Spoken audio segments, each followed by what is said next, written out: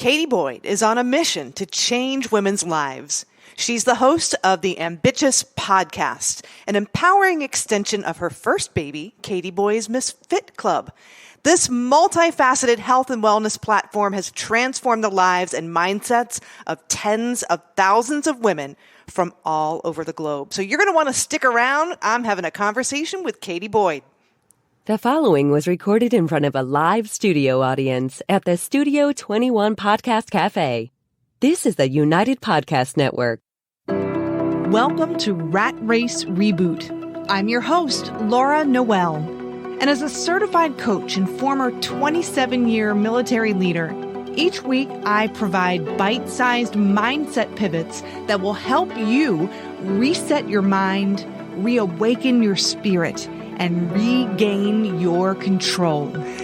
Hello, everybody. Welcome to another episode of Rat Race Reboot. I am so excited to be here with Katie Boyd today, and we were just laughing backstage in the green room. It's been over a year since you and I worked on this together. I know. And came up with the concept of Rat Race Reboot, and here we are.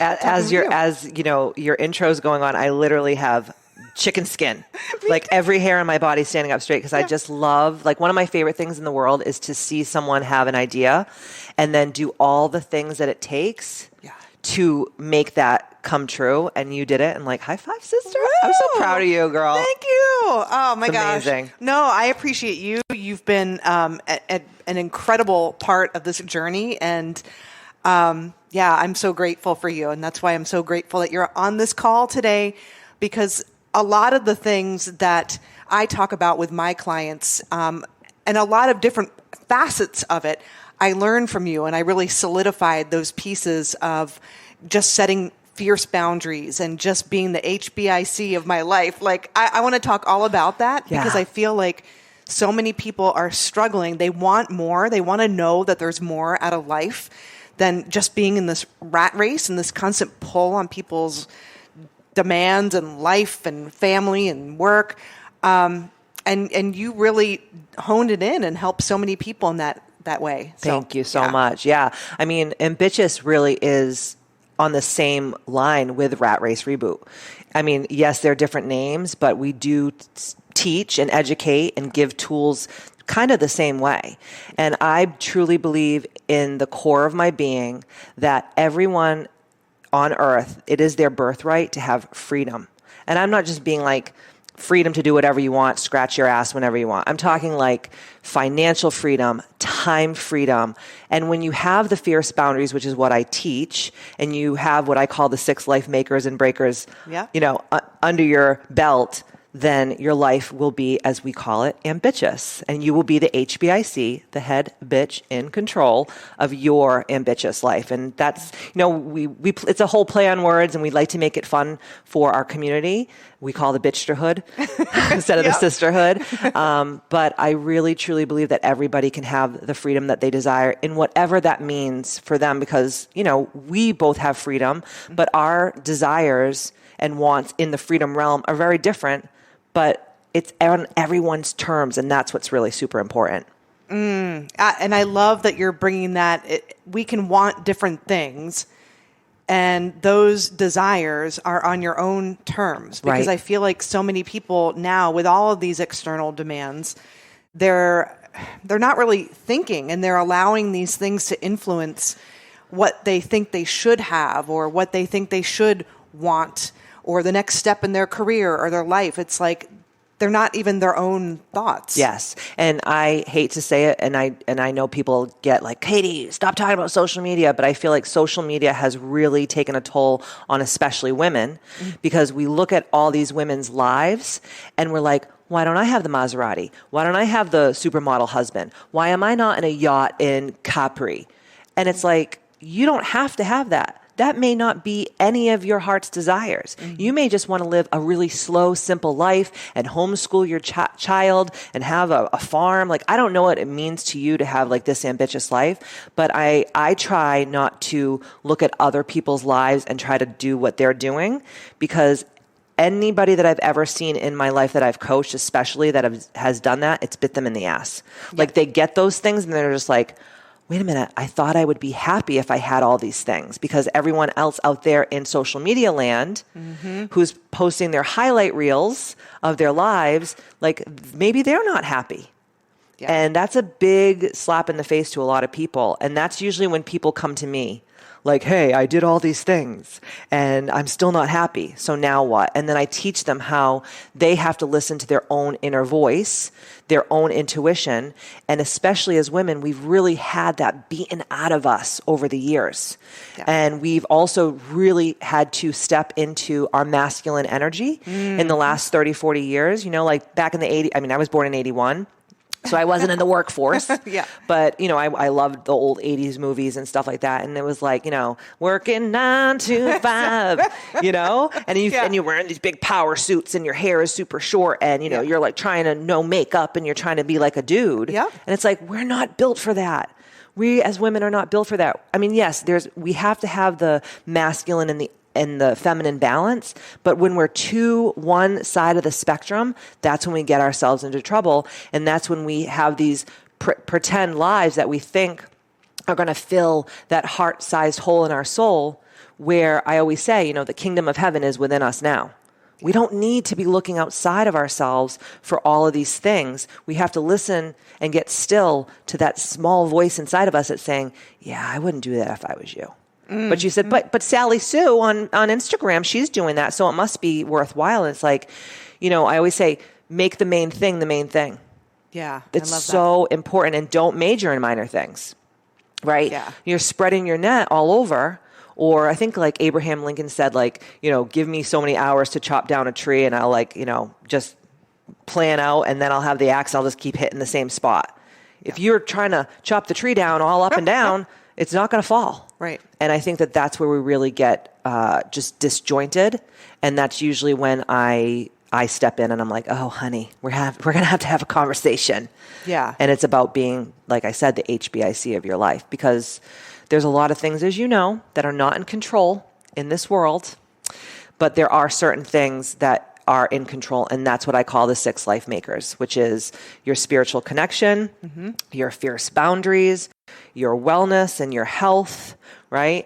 And your relationships and the environment that you live in, and last but not least, your financial freedom and your money mindset.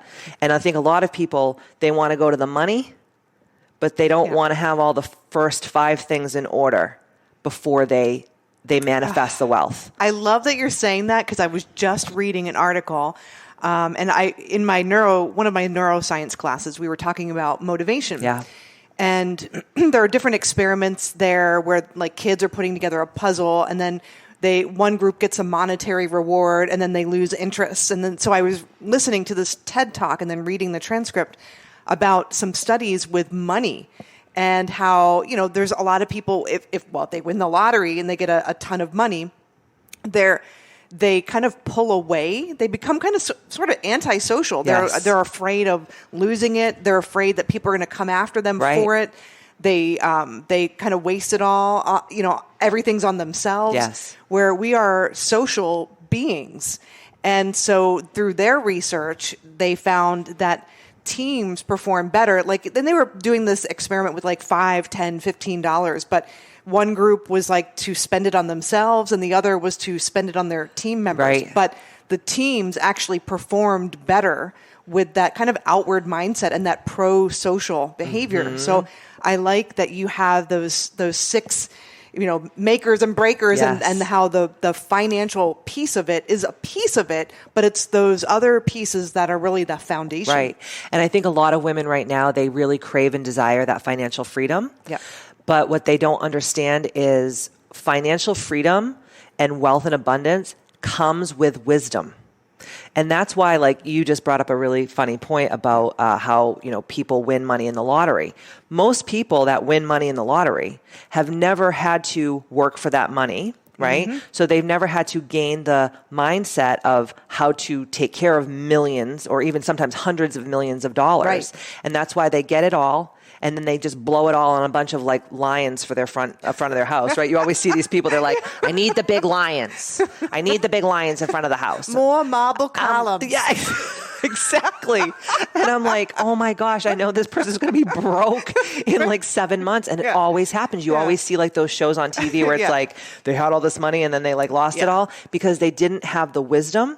And so the first 5 out of the 6 life makers gives you the wisdom and the grounding and the connectivity to source energy and just really the self-esteem and confidence to be like, when I do gain this wealth and abundance, I know how to manage it because I'm wise.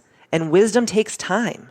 Yeah. Right? I mean, like, I'm sure like in your business, just like in my business, like there's shit we did 10 years ago that we would never do now. No. Like just the thought of it is like, oh, no, thank you. Like I just cringe, right? Yeah. But 10 years ago, we'd be like, yeah, sure, pile it on me. Right. But now we've gone through all of these different experiences and we've gained the wisdom. And I'm sorry, money cannot buy that. That just cannot. Only experience.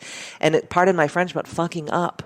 Is what actually gives you the wisdom, because you don't learn anything if you're always like, easy street, shaking it and living your best life. You know, it's like when you're in your darkest times or you've had to file bankruptcy or you've lost a business or, everyone in your company walked out on you. This stuff happens every day. Right. Those are the things that are like, oh, okay, I'm going to take radical responsibility for where I am, because all this stuff that happened, and this is part about being ambitious too, is taking radical responsibility for everything, never playing the victim.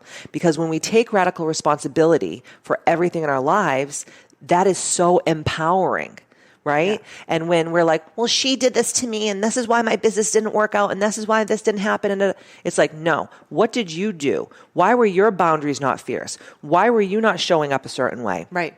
Why were you not, cloaking yourself and really making sure that your energy is on point every day and making sure you're healthy? Because I always say to people, who gives a shit how much money you have in your bank? If you are sick, you ain't going to be able to spend it, child.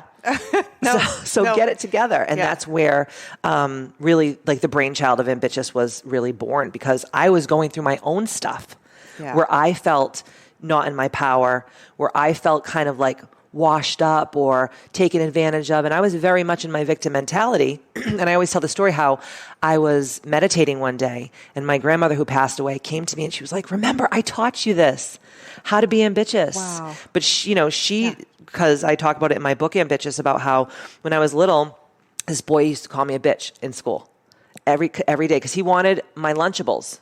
Oh, gosh. Remember the Lunchables? Yeah, of course. Disgusting. I can't believe I ate. I mean, that's why I do love a charcuterie board now. It was like my step one Lunchable, right? But I remember this kid called me a bitch every day, and I would go home crying. And my grandmother said to me, don't you understand that being a bitch is not a bad thing? And I was like, well, I don't know, because this Johnny Poopface is using this like a weaponized noun. Yeah. And she explained to me that when people call you these names, it's because you're standing in your power, because you're not just rolling over and taking it, and you have boundaries. And I think as I grew up, I forgot about that conversation. Yeah. And when you get still and when you get quiet, that's when spirit can talk to you. And that's where Ambitchious was born. And I totally, within like 6 months of my life, I left a business that I had been in for, 2 decades, where I left a lot of money on the table just because I was like, I can't do this anymore. Right. And now my business and my life has never been better. And I still have step one moments where I go back to the opposite of being ambitious, but I always can pull myself back quicker every time. That is so key, because there are, you're just getting me thinking about some things that have been happening recently, and really setting those boundaries, being ambitious, and knowing what it is you truly want and desire, and how sometimes encounters with other people can be an invitation to go back, right? And a lesson. And a lesson. And a big old lesson. Yes. I recently had somebody, and sometimes it can come in the form of people who are trying to help you, right? And they're not really being helpful because they're trying to get you to do things that they have think an ulterior. Then they have an ulterior motive. Exactly. Absolutely. Right. And that's not coaching, right? But in those moments, very recently, I had to take a step back, and I thought, am I hard-headed? I called a few friends. Am I hard-headed? And I had a friend go, wait, yes, and because you know what you want. Absolutely. And like you called me the other day. Well, you texted me and you're like, hey, can you hop on a call with me real quick? Yeah. And you kind of explained what was going on. Yeah. And at first when you told me, because I'm so tapped into like my intuition, and you're like, just do some witchy shit. Like, tell me what's going on. And I was like, okay, hold on for a second. And I felt instantly like, this is not good. Yeah. But you're your own person and you have your own intuition. And I always want my friends, the people I coach, anyone who's special in my life to hone their own intuition because you have it. We just tamp it down because, well, so this looks really good on paper. Right. Or this is this is a lot of gravitas behind this. Giving this person the benefit of the doubt. Oh, girl, we don't do that. Right. Because here's another thing with the benefit of the doubt. Why are we, okay, I don't know how you grew up, but I know for me, we've had these conversations before. For me, my mother would say, don't judge a book by its cover, give people the benefit of the doubt. And then what happens is when people that we look up to or admire, those people that are our family of origin, when they're saying these things to us, we instantly go to like, well, my mom told me to not judge a book by its cover and give people the benefit of the doubt. But I'm actually from the school is like, you now, because of who I am today and how much I've gone through and how much I've grown and worked on myself, you have to prove to me that you are worth me giving you this benefit of the doubt. Because especially as women, we jump so quickly to be like, well, just like trust people. And then like if they screw us over, then we can like figure it out like down the road. Yep. But you did the thing the next day after we got off the phone and you had the experience. And then you texted me and you were like, by the way, this did not feel good at all. No. And I was like, yes. Yeah. Because at first, when we were talking on the phone, I was like, ooh, this is like, in my head, and I'm not like a doubter, naysayer type person, but I was like, this feels a little bit too good to be true. Yes. And I'm like, where is this coming from? And then the next day, you realize what was actually like behind it. Yep. And that's another thing too, is that when we really trust our intuition, it's like a muscle. Every time we trust our intuition and we like learn that like we're on point, it gets stronger and stronger and stronger. And then you end up being like the Arnold Schwarzenegger of intuition. Exactly. You know, you're like the Mr. Olympia of intuition. And that's when you can just like look at someone and be like, no, I'm not doing this. And then because as you know, because we're in the same business, all this shit is a distraction from the main thing. Which is showing up, giving value, and helping people, which is what we both do because we're both coaches, right? And when we're distracted by all the shiny things, then we're taking our energy away from the main thing. And every time we go off track, then we always end up like, fuck, why did I do that? Yeah. Every time. And it's interesting because we all have like a red flag or a tell when our intuition is trying to tell us something. And we're fighting it. So mine... I was going to say, what is yours? Oh, mine is I want to get a sanity check from other people. So everyone's like licking their finger and sticking up in the wind. You know, and so when I have the sense to bounce it off of other people, I know that I'm not in alignment. Yes. And because of that benefit of the doubt, trying to be nice, in that situation, I felt like something was off. But I'm like, okay, I'm going to see what happens. Yeah. I'm not hurting anyone or myself. Let me just see where this goes. And then I was like, ugh. But I knew it. Yeah. Which is why I contacted you. Do you feel like when you go through those type of energies, do you feel anything viscerally or physically when those types of, because I'm a more physical person. Like I feel it instantly. Like if something is off or something's not right, or I feel myself going back into the old patterning and the old programming that I used to have before I became this person. Yeah. I feel this adrenaline that comes from the tips of my toes up out of the top of my head, and my whole body gets hot, and then my insides start to shake.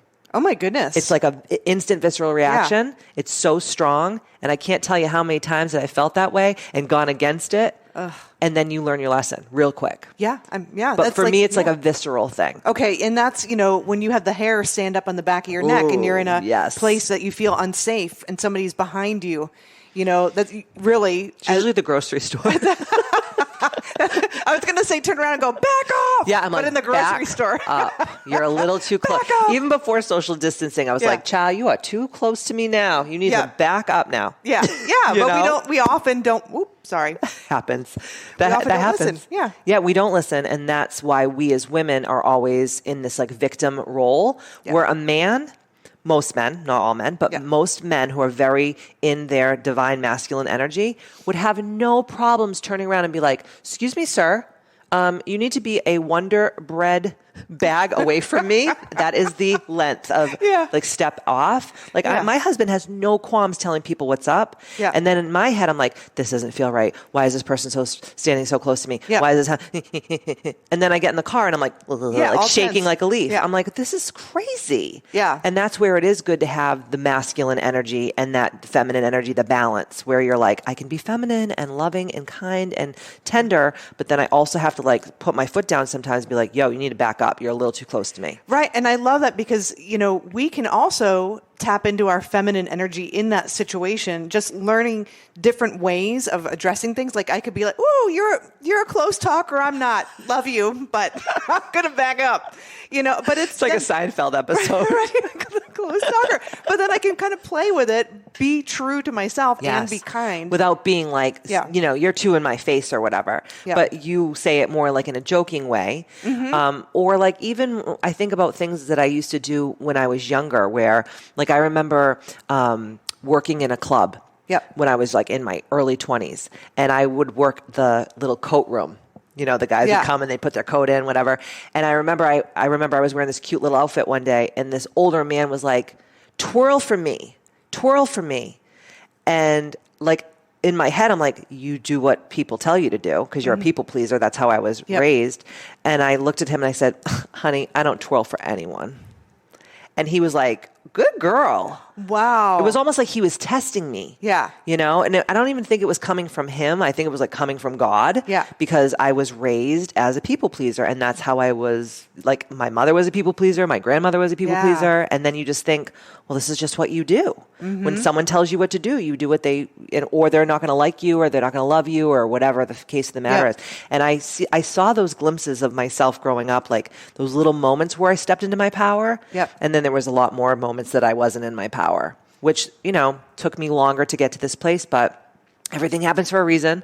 Life is a journey and you just have to follow the breadcrumbs. And now if someone told me to twirl, I'd be like, yeah. Are you kidding me? Yeah. They wouldn't even say that to me. Right. They wouldn't even say that to me. Yeah. You're a different energy walking into the room. I remember we were in California. My husband loves to tell this story and he loves to talk to me about the story all the time. Yeah. We were in California, we were in Napa and we were at a really fancy restaurant. And we were drinking all day because we were in Napa and I had probably a real good hardcore buzz going and we were having dinner and, all the people there were like very, you could tell they had money. And I grew up with not a lot of money. So I was still trying to get my feet wet, being around wealth and abundance and all that. So we're sitting there, we're having dinner and the server comes up to me and I was kind of like joking around with him. Yeah. And I was just trying to be nice and like just friendly. And as soon as I started joking around with him, I could feel his energy change. Like, oh, this bitch, she's not wealthy. She's just here like to have dinner. And probably this is the biggest thing that she's going to do for the rest of her life. And he never served me the rest of the dinner like the way that he should have served me. Right. But he was running around everyone else's tables like, would you like more of this? Would you like more of that? And then he'd come and he would like literally throw the plate in front of me. Oh my gosh. It was really crazy. And my husband, when we left, he said to me, he goes, did you see how you were showing up and the energy you were holding? And did you see how the other women in the room were holding like this, like, and I don't mean to treat people like they're servants or anything like that, but it's like, they're there to serve me. They're, right. Yeah. And he goes like, don't you ever do that again. Don't you ever do that again. And I was so mad at my husband. I was like, that didn't happen. But then when I sobered up the next day and actually was thinking about how I was served, I was like, oh my God, like I dropped my energy down. And he was just like, who cares about this chick? And he was like flitting around the restaurant, taking care of everyone else. And ever since then, like when I'm at a restaurant and like something comes to the table that I'm like, oh, this isn't cooked right, or this isn't what I wanted, I have no qualms like sending it back or whatever. But it was really funny because I never knew where this came from. And part about being ambitious is like always like working on yourself and doing all this inner child healing work and all this shadow work and all this stuff. And I went out with my dad and my mom once for dinner. And they brought my father this plate of food and it literally looked like cat food. I was like, who just took some fancy feast and just dumped this on a plate? Like, are you joking me? Like, it was a nice restaurant. Okay. And so my dad took a bite of it and he's like, oh, this isn't good. And I was like, gonna tell the waitress, oh, my dad doesn't like this. Get someone else. He goes, no. He goes, you get what you get and you don't get upset. And right at that moment, I was like, oh my God, this is where all of my faulty programming came. I thought I had to like be nice to the waiter if I didn't like the food or I wasn't being served the right way. And I was like, when it comes full circle like that and you're like, oh, this is where it originated, then you can truly heal it. Yeah. You know, but sometimes you have to go into the mud and into the, I like to call it the shit pit. And you got to set up shop there for a little bit and be like, okay, why am I a people pleaser? What the fuck is wrong with me? And then you start like, God will show you real quick. Yep. What's wrong with you when you ask. Oh my gosh. Yeah. Right? Looking back on my life, like definitely the people pleaser, or I would not ever let people in. And I would do things for everyone else, like to lead or make sure they were okay. I don't take up much space. I don't want to be a burden. And playing small. And I've heard my mom say, "Oh, you don't have to call back," or you know, and it's not. I'm not knocking my mom. My mom's a beautiful woman.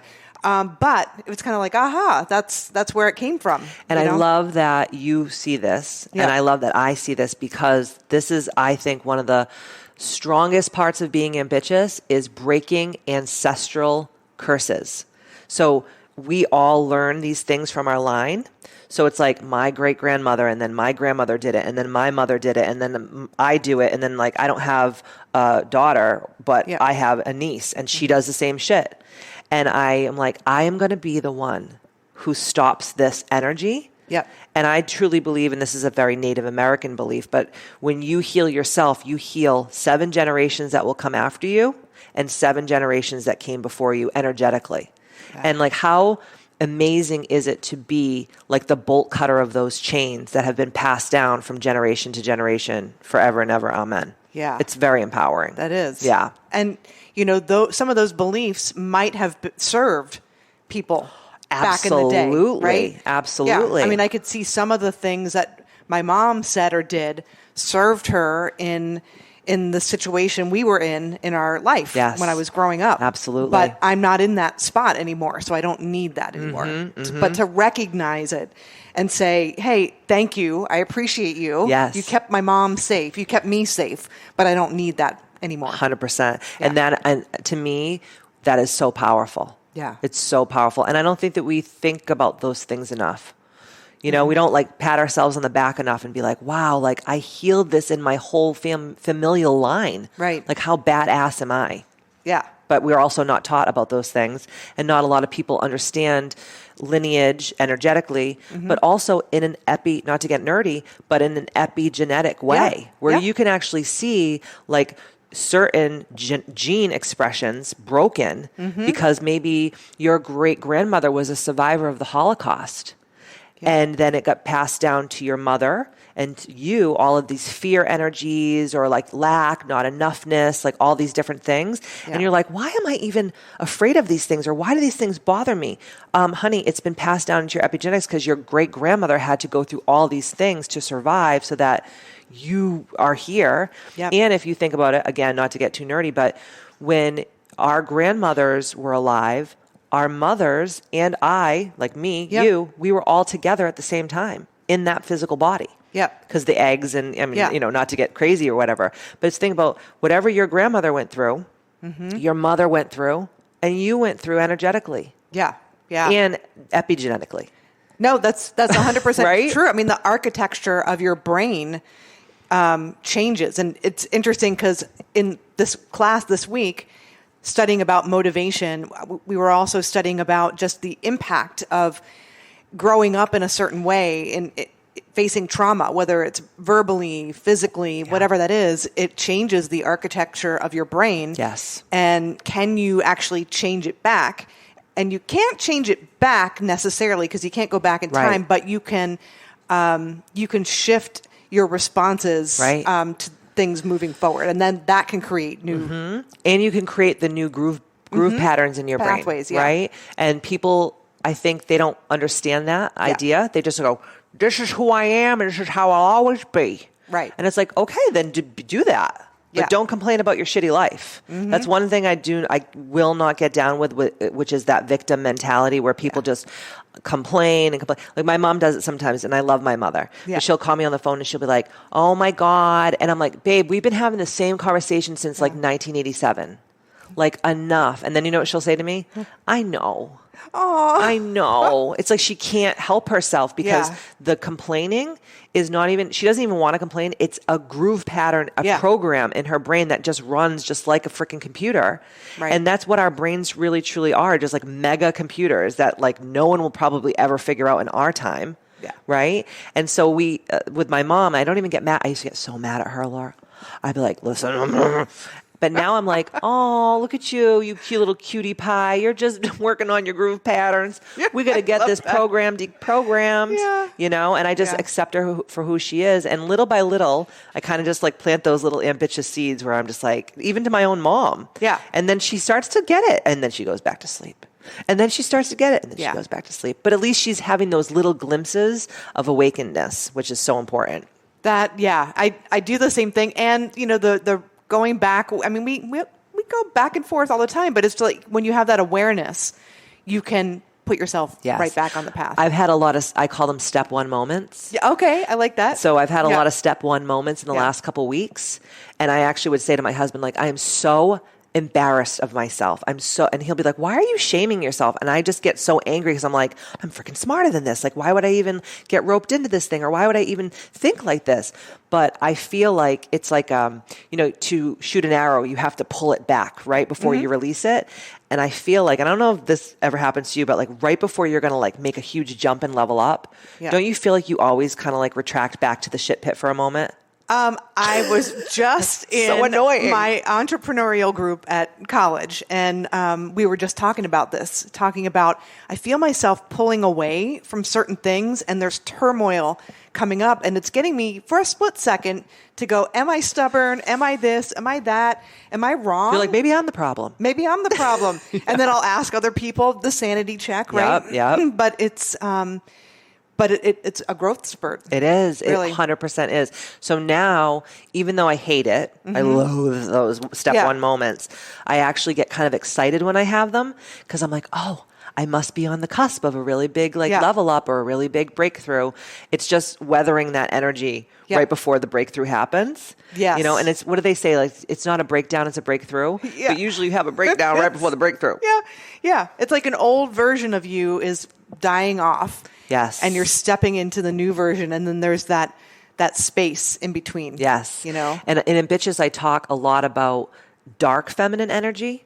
Yeah. So a lot of us women who are trying to be more feminine, we're very much in our light feminine energy where we're like, we're going to cook, we're going to clean, we're going to wear like the little house on the prairie dresses. Where I'm more like the Kali, like destroyer female energy where I'm like, okay, I know that the old me has to die so that the new me can be reborn. And if you're not in a constant state of death and rebirth, are you even living? Right. You know, are you even living? So I try to really step into that energy all the time where it's like death can be really painful, but what's on the other side is just so incredible that it's just like, you know, I'll go through the little bit of pain for what's on the other side. So worth it. It is. It totally is. Well, how do people start to embrace this HBIC kind of mentality and setting these fierce boundaries? I mean, how do they even start and begin on this journey to trusting their intuition? So a lot of women that I talk to get super overwhelmed because a lot of women that come to me have been in their like nice lady era for a really, really long time. And I'm like, you have to step into your villain era. And that's really hard for people, right? So I'm not saying like be the bad guy. But when you step into that energy, you are going to be the bad guy to a lot of people, especially the people who are into your closer inner circle or your inner sanctum, because they all really love you as you are. And it's very triggering to them to see you start changing yourself because that also can affect their own groundedness within the relationship because they're like, oh my God, why is Laura acting all crazy? She's acting crazy. And you're like, I am fucking crazy because I can't take this no more. Right? So like you get into that energy and it's like, I don't want my women that I work with to have to get to that point where they have like a total freaking conniption fit meltdown. Yeah. So what I do is it's always about steps. So first of all, take a very serious consensus of your life. So sit in quiet. It's always about quiet, because as you know, when you're around a lot of people and a lot of energy and everyone's like telling you how you should be and how you should show up and what you should be doing, it's really difficult for you to differentiate their voices from your own true voice, that voice of intuition, right? So first of all, get really quiet. Maybe you pick up meditation. It doesn't have to be sitting on a meditation mat. It could be walking. It could be, doing something that you enjoy, like hiking, but just being alone and setting the intention to ask Spirit, like, what are the things that I'm struggling with? What are the major themes throughout my life, maybe even going back to your childhood, that has been coming up like whack-a-mole over and over and over again, right? And just when you think you got that issue licked, the little hi comes back up. I'm back. Hit me. Yeah. So take a really serious consensus of what are the things that keep showing up in my life over and over and over again that are making me feel disconnected from my truth, which are making me feel very inauthentic, which are making me feel like a people pleaser, right? So first, see, the fire engines are here, and they're like here. Telling me, yes, Katie, what you're saying is very important. It's very important. It's very important. So taking that consensus and going through all the different facets of your life, maybe even think about people in your life that have been in your life that have taught you like really hard lessons. And it's really funny, if you do this, you'll start to notice that it's the same person, just with a different mask. Oh, yeah. Which is like, it's like rats, you know, like you get so frustrated with that. And then write down all these things. Then start to say, okay, how would I, if I was being in my total power, how would I combat this? Right? So, for example, let's go back to the guy telling me to twirl for him. Right. Okay. I know this is so ridiculous, but like, think about it. I could have twirled around in a circle and that would have been totally people pleasing for him. But I chose to be like, I don't twirl for anyone. So, or like, say, this used to happen to me a lot because I'm very funny and I'm very crazy. And I think that people are like, oh, it's just Katie. She's just crazy and funny. Like, you can say anything to her. You can do anything to her and nothing will ever upset her, right? She's just so chill. She's so cool, which is not the truth. Right. Because I have a limit and I will take things and then I will be like, oh, that's the end. So people always would say like crazy shit to me. Like just wild stuff off the cuff, right?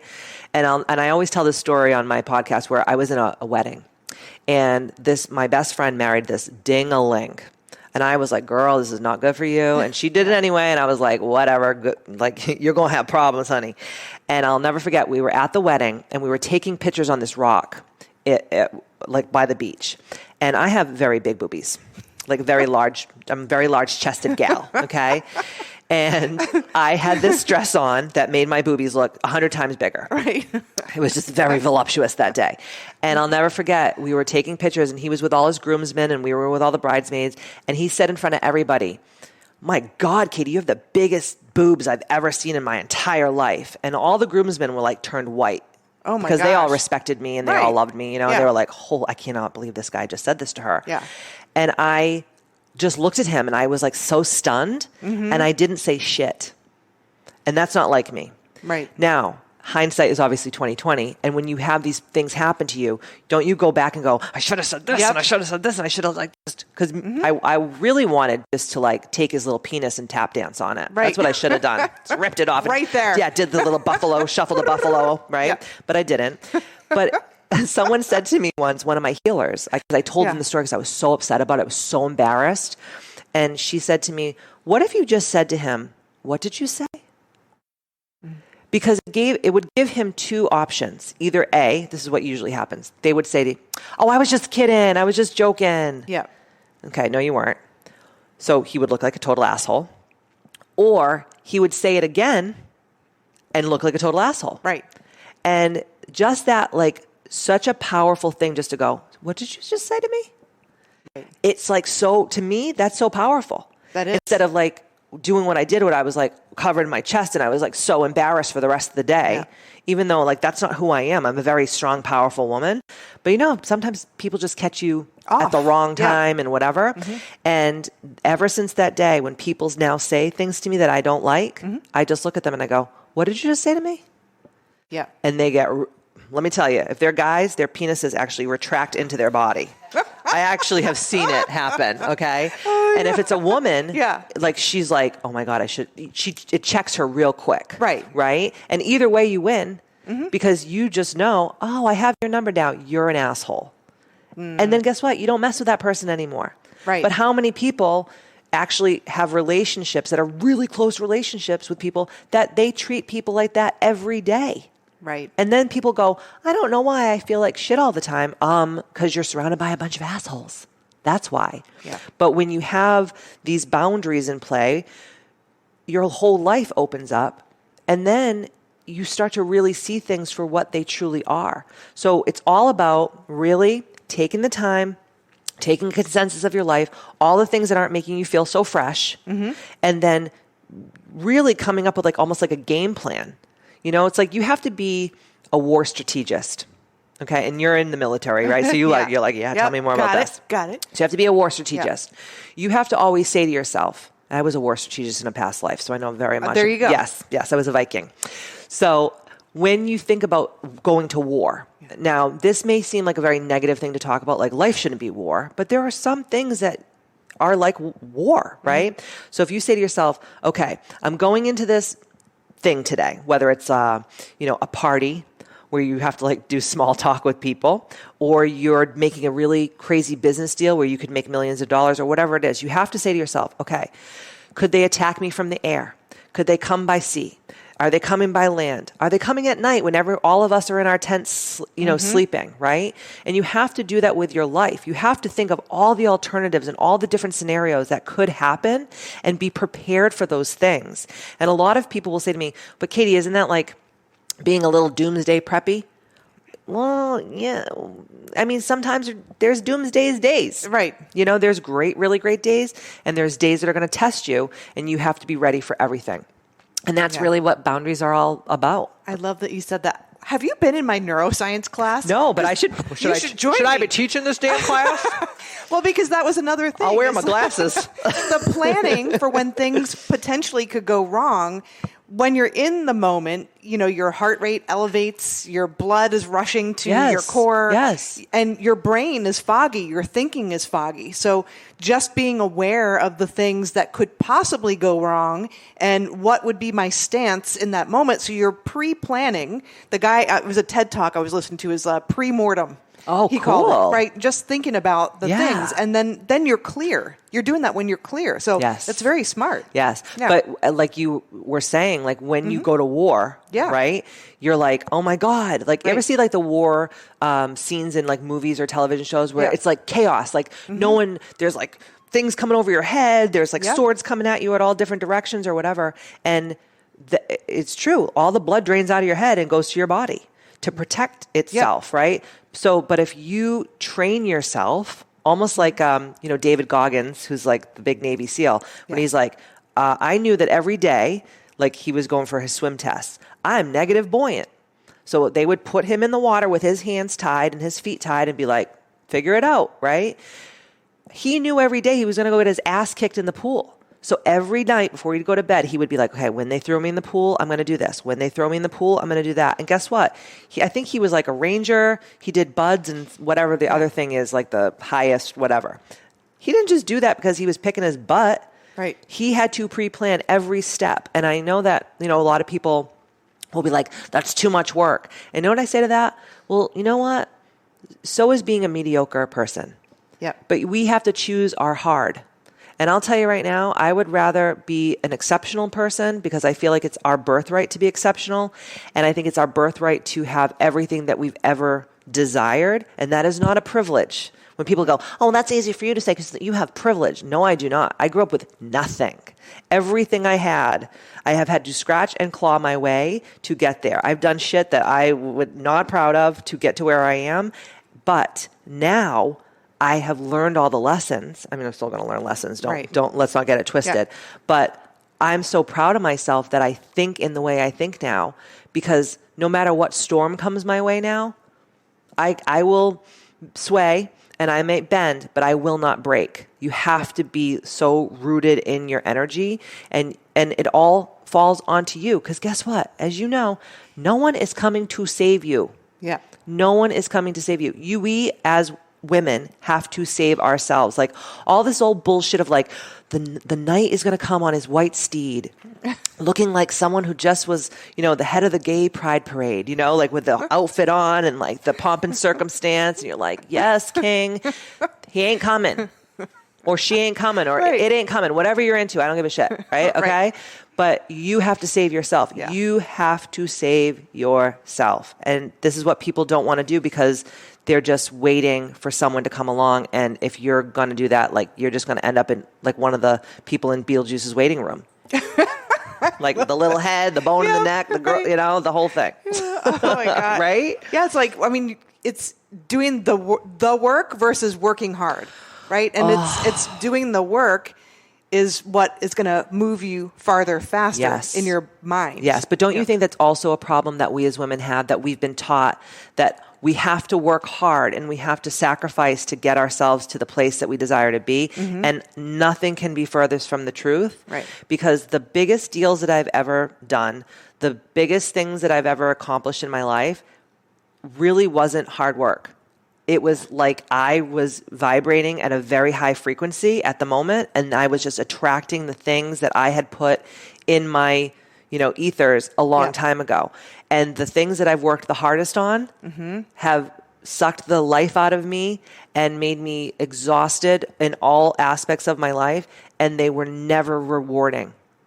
So it's like but we've been brainwashed to think that hard work is what we have to do, and people are going to come save us, and, blame it on Disney, blame it on, the fairy tales your mother used to read to you when you were a kid, whatever, I don't care. But the truth of the matter is that is a fairy tale. It's not going to happen.